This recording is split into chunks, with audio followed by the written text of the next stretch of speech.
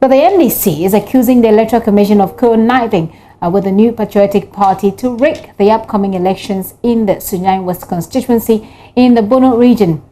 Addressing a press conference at Nswatre, the NDC parliamentary candidate Millicent Yeboah-Amankwah is alleging an attempt to regularize about 5,000 additional what they call illegal names in the register in the constituency during the voter transfer window. She said they will use every legal means to resist what they are calling again machinations to undermine the integrity of the elections. Precious Semevo, who will be crossing over too soon, has that story for us.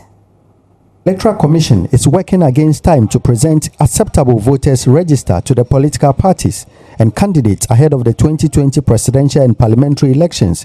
While at it, the NDC is pointing an accusing finger to the EC, alleging they are in bed with the NPP to use the voter transfer window to regularize illegality they have complained about. At a press conference in Nswatre in the Sunyani West constituency of the Bono region, the NDC parliamentary candidate Millicent Yeboah-Amankwah alleged an attempt by the Jane Mensah-led EC to put over 4,917 additional names into the register. After the registration exercise, 73,578 elections were captured onto the voter register, but to our dismay, this figure had ballooned to 78,495 registrants at our blind side of the EC, a deliberate attempt by Jane Mensah to put onto the register over 4,917 non-existing names, clearly in a rigging exercise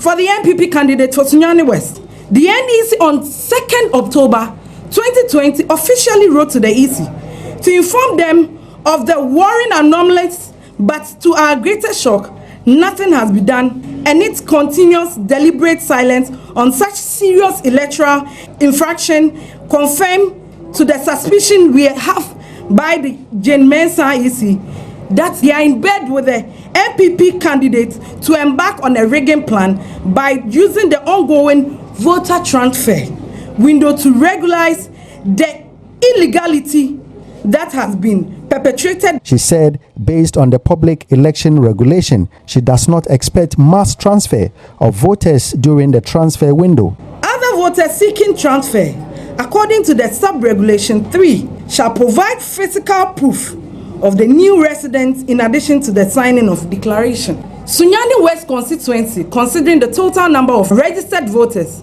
we are not expecting mass transfer of voters, either from Sunyani West constituency or from other constituency to Sunyani West in the ongoing voter transfer window. We are therefore demanding daily printout of all transfer voters and also proxy lists by the close of the day. Millicent Yeboah-Amankwah also said they will use every legal means to resist any attempt by the EC to rig the elections in favor of the NPP. The reliable information we have received from a source is that Jane Mensah and the NPP candidates want to use the ongoing voter transfer exercise to illegally transfer many voters onto the Sunyani West constituency, knowing very well that the NPP candidate, who is currently the Minister for Employment and Labour Relations, is losing the election.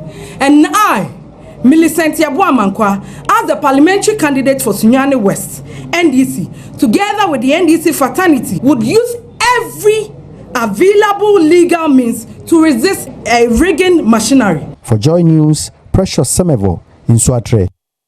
The Electoral Commission is working against. I Zoom right now, so we have a conversation on the back of this story and what else has been happening in the region this week. He's joining me on phone rather. Hello, Precious. Precious, has the Electoral Commission in the region responded to these allegations being made by the NDC there? Officially, no. There hasn't been any response from the Electoral Commission. Probably after the transfer exercise, which will end today after the extension, then probably they may decide to respond to the allegations from the NDC. But really, the concern of the NDC is that they expected the EC to have responded since they drew their attention to their concerns from the 2nd of October up to now, they were expecting that something would have been done, or they would have even heard from the EC even before the transfer exercise, and they are demanding a daily update of additions of names, being a transfer within or from outside the region. This is an issue that is dear to the executives of Sunyani West, particularly the parliamentary candidates of the NDC, Millicent Yeboah Amankwa, and they are determined to ensure that any slightest hint that will give them the impression that the EC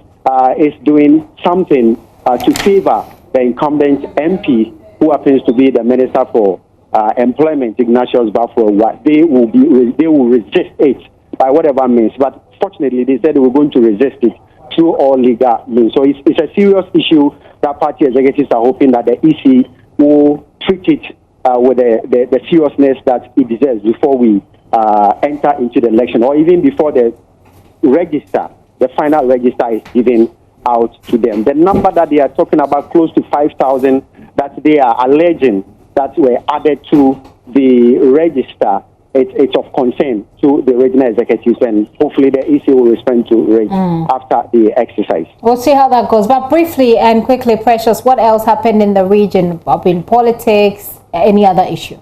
Yes, of particular interest is what happened in the Bui Dam catchment area, where the Chief Executive Officer, Mr. Fred Ongre, through his own personal resources, put up a state-of-the-art innovation center for the students within the Bui enclave, so that they will have a direct field of scientific materials to aid their education. Now, he believes that the world is moving into technological area and then more of robotics.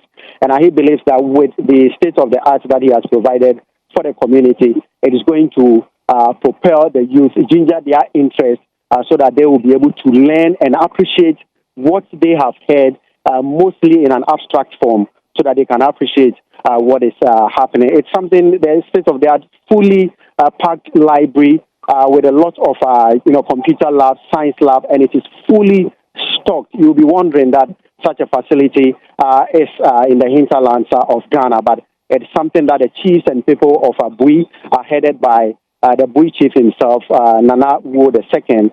He appreciates. He particularly said that if the CEO had given them money, they would have finished spending the money. And for what he has done, they cannot thank him enough. And for that matter, they decided to install him with as a development chief with the name Nana Ababio for the Bui constituency, the Bui area, to encourage other people to support them in whatever they do in the area. But the chiefs also have a bit of concerns. They believe that there are some areas within the Bui area that do not have electricity. Okay, certainly. They'll bring all of those up. Precious, thank you so much for that update on what's been happening this week. Precious Semevo, it's our correspondent there in the Bono region, bringing us up to speed.